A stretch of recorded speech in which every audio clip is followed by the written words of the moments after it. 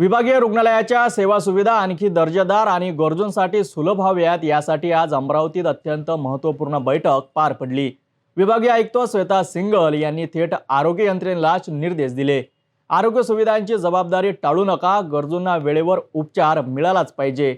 रुग्ण कल्याण नियामक समितीच्या बैठकीत अनेक प्रस्ताव, योजना, निधी, नियोजन आणि नव्या युनिटबाबत निर्णायक चर्चा झाली। आरोग्य सुविधांसाठी हा टर्निंग पॉइंट ठरतो का, पाहूया आमच्या सविस्तर रिपोर्टमध्ये। अमरावतीच्या विभागीय रुग्णालयात गरजू रुग्णांची सतत वाढती संख्या लक्षात घेता रुग्ण कल्याण नियामक समितीची बैठक आयोजित करण्यात आली।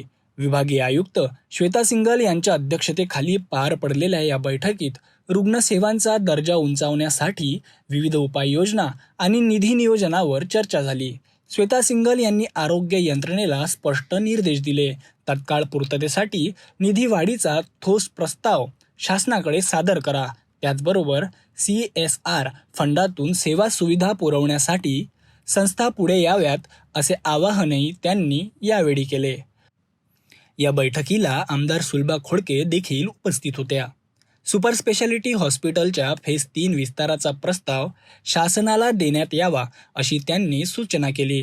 गॅस्ट्रोलॉजी, लिव्हर ट्रान्सप्लांट, ENT, त्वचारोग विभाग सुरू करण्यासाठी त्यांचा विशेष आग्रह होता।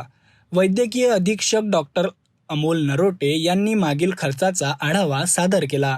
फेज 1 आणि 2 अंतर्गत urology, kidney transplant, cardiac, neurosurgery, cancer उपचार केंद्रांमध्ये रुग्णसंख्या झपाट्याने वाढते असे त्यांनी सांगितले।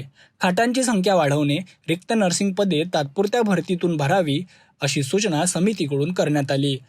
तसेच वीज पुरवठा 24 तास सुरू राहावा यासाठी नवीन ट्रान्सफॉर्मरचे काम तातडीनं पूर्ण करण्याचे आदेशही विभागीय आयुक्तांनी दिले। पावसाळा लक्षात घेऊन कायमस्वरूपी उपाययोजना करण्याचा ठोस निर्णय यावेळी झाला। तात्पुरत्या सुधारणा थांबवून स्थायी स्वरूपात आरोग्य सेवा भक्कम करणं ही या बैठकीची मुख्य उद्दिष्टे ठरली। आरोग्य सेवा ही केवळ सुविधा नाही, ते जनतेचा हक्क आहेत आणि त्यासाठी अमरावती विभागात मोठ्या निर्णयाची सुरुवात झाली आहे। गरजूंना वेळेवर उपचार, दर्जेदार सुविधा आणि भविष्यकालीन नियोजन या तिन्ही गोष्टीवर आजची बैठक केंद्रित होती। आता पाहावं लागेल की हे ठरवलेले निर्णय प्रत्यक्षात कितपत उतरतात आणि सामान्य रुग्णांचा खरा कायापालट होतो का। सिटी न्यूज सोबत रहा आणि समोर पाहत रहा सिटी न्यूज।